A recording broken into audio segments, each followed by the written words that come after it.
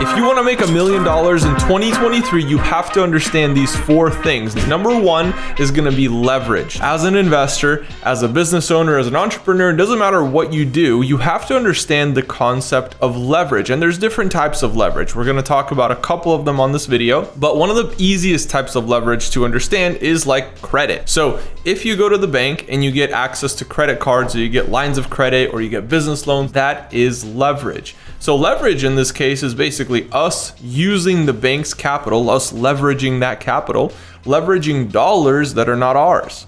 So we can use OPM, other people's money, from the bank. This is now, let's say, JP Morgan Chase's money, or Bank of America's money, or Capital One's money, and we're using that for our investments. Now, using OPM, using the bank's money for investments is not the only application. We can use it to start a business. We can use it to scale. We can use it for our marketing. We can use it for scaling a sales team, or maybe hiring more employees, right? If we can use that leverage and we know that we're going to get a good ROI, return on investment, with our leverage, then it's probably a pretty good choice. And at the end of the day, you're always going to have to take risks in your business in order to be successful. Obviously, it's not like outrageous risks or uncalculated risks. We're calculating every step of the way.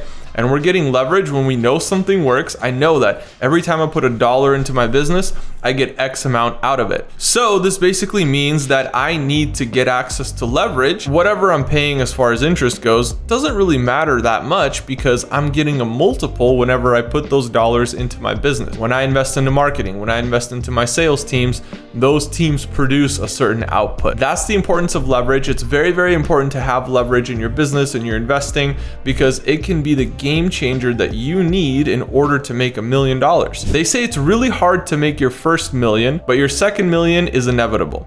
And the reason that they say that is because usually by the time you made $1 million, you figured out how to use leverage. And now you're like, whoa, I could have done that so much faster. I made my first million, and now I can make my second million because I know how to use capital. I know how to operate leverage. I know how to operate investments. I know how to operate a business. Now all I need is to get access to more leverage and pour it into the things that are working. These things are already working. They're already producing capital and producing income for me. Now I just need to get access to some OPM, some leverage, and put it into the things that are already working. Using leverage can be the game changer for you in 2023 and 2024 and onward. And what I found is that some of the most successful people in the world, the only difference between them and the people that are not successful is that they've learned how to use leverage. Okay, so it's not an accident that they know how to use leverage. And I'm not talking about bad debt. I'm not talking about buying things using loans and those things are just depreciating assets. You might be buying some depreciating assets, don't get me wrong, but generally speaking, every time you use leverage, try to find a way for that asset or that item or that business, whatever it is, to produce some sort of ROI for you. That's the only smart time to use leverage, because when you're paying an interest rate, you want to make sure that you're getting a return on top of that interest rate. So for example, if you're paying a 15% interest rate or a 20% interest rate, you're going to want to find something that produces maybe 40% or 50% returns. Let's say you put $1 into your business, you're going to get $1.50 out of it. So if you're getting $1.50 out of it, that's a 50% return. That's a no-brainer. Generally speaking, your return should be much higher than that. It should maybe be like a 5x or 6x return in a business.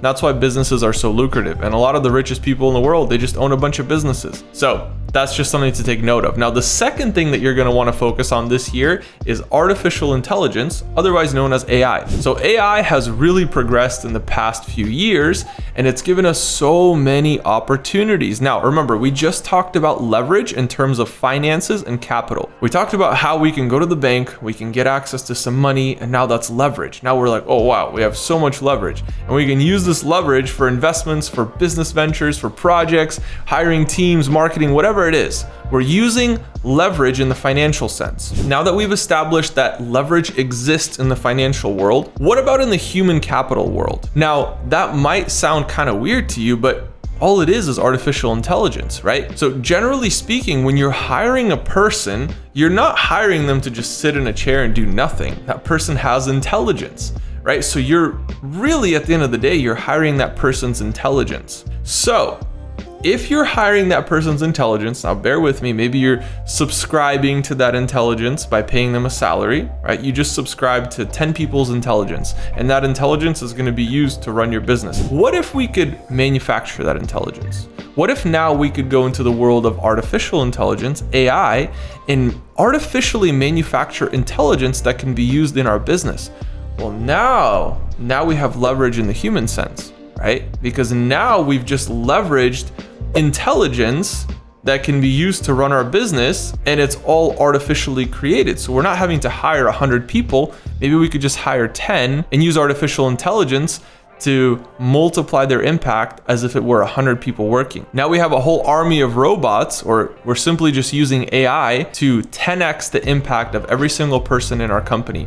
Now one person is doing the work of 10 people because AI is doing 80% of it. And that's the difference here. The difference is that before we had to hire every single one of those 100 people, but now we have 10 people and AI is doing the rest of the work. And that's how you scale. That's how you make $1 million, because now you're leveraging human capital as well. So we talked about leverage, we talked about AI. The next thing that I want to talk about is automation. So now we have AI working, we have people working, right? Where does that merge? So we want to hand off as many things as we possibly can to the AI, and that's going to be through automation. There's different softwares and tools out there, and there's professionals out there that can literally automate your business. You can hire them as contractors. They come in, they look at the different processes that happen in your business, and they begin to automate them one after another. And there are endless amounts of things that you can automate in your business. You just have to have somebody who's savvy and who knows how to connect all those things together, so that you could literally have just one trigger, and that one trigger, when it happens, maybe 10 things happen without a single human having to interact with it. Now that's a great use of artificial intelligence. That's how you scale a business. And that brings me to my fourth point, scaling. You have to understand how to scale a business. So if you're scaling a business, or maybe you're just scaling your investment portfolio, you have to understand that it takes a couple different elements. The biggest thing about scaling is you want longevity. You don't want to scale something that can only last for a couple months, right? If you're scaling something that you have to rebuild in 2 months or 5 months or 10 months, maybe a year, you don't want to have to spend so much time building something and scaling it just to have to rebuild it in a year. That's not an efficient use of your time. So by using leverage, OPM, by using AI, we're leveraging human capital. And now on top of that, we're automating most of the process. Now all we need is a vehicle, right? An investment vehicle or a business or something that's evergreen, something that's going to keep running on its own for years and years and years. I personally look for things that can run for a minimum of a decade, for at least 10 years. And that's when I start putting my effort into building automation, to building out the processes, hiring the right people, using AI, using leverage. And that's when I can start scaling something like that. I can start growing it to the point where it's producing income for years and years to come. That's the kind of things that I want to scale. So if you want to make $1 million, make sure you're focused on those 4 things. Make sure you're scaling correctly. You're scaling businesses that are evergreen, that are going to produce over and over and over again. You're using AI, you're leveraging OPM, and you're using automation to tie everything up in a nice little bow. So anyways, guys, make sure you like, comment, and subscribe, and I'll see you all in the next video.